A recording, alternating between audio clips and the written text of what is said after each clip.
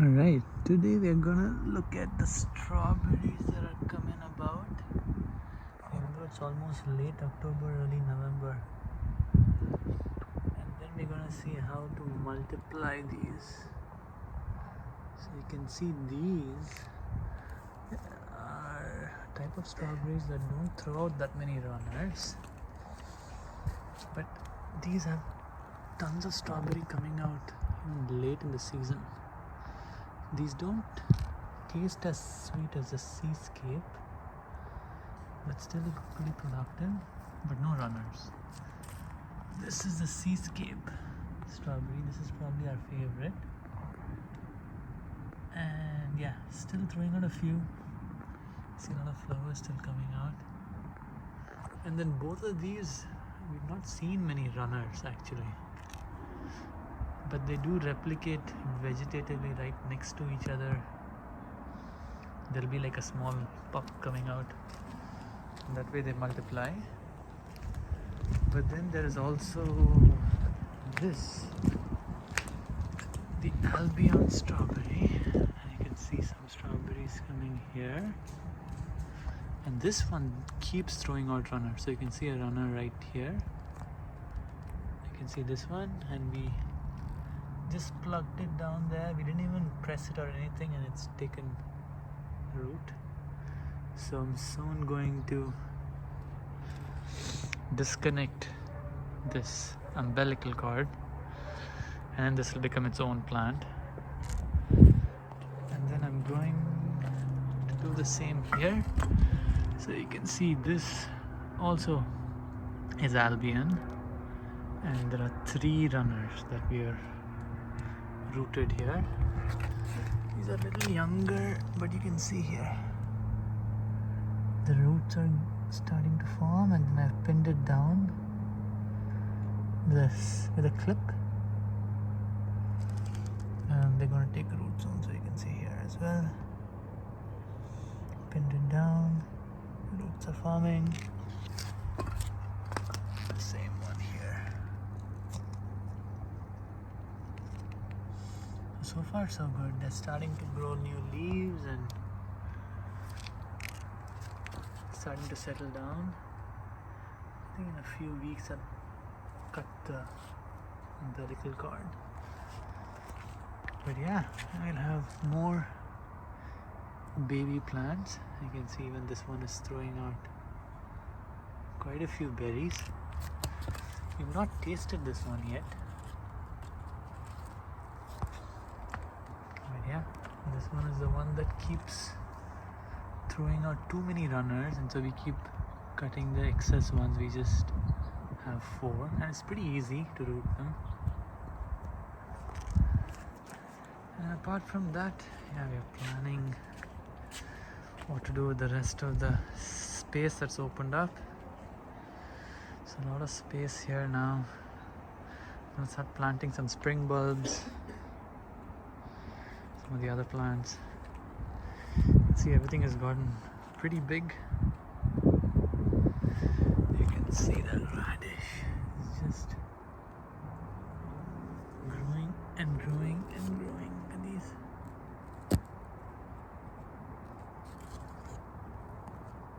In different colors, and they're sizing up pretty well, pretty quickly.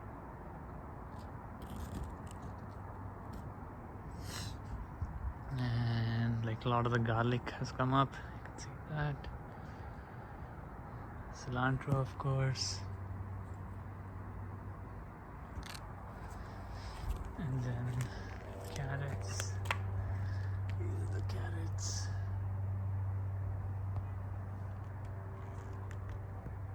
And the spinach here starting up. Beets.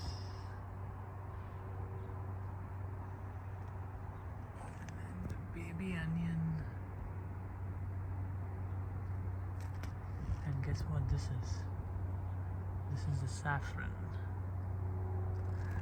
Saffron has sprouted there and there. And maybe this one here.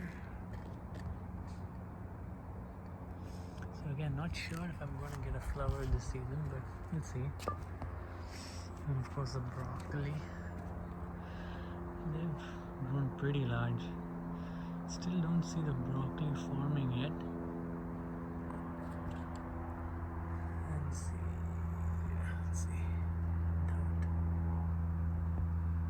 Doubt there's any signs so far. And of course the peas starting to climb. Doing a good job so far. Yeah, so far so good.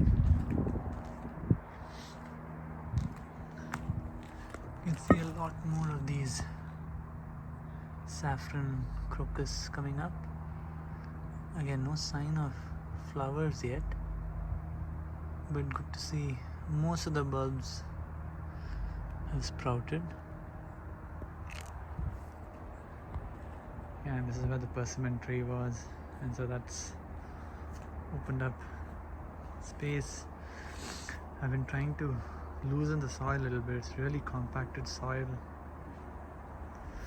I got one of these.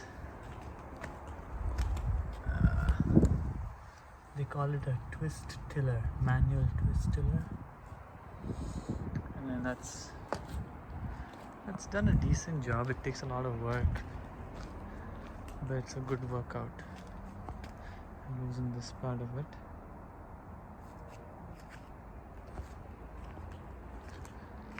Yeah, but otherwise the bed is filling up well more.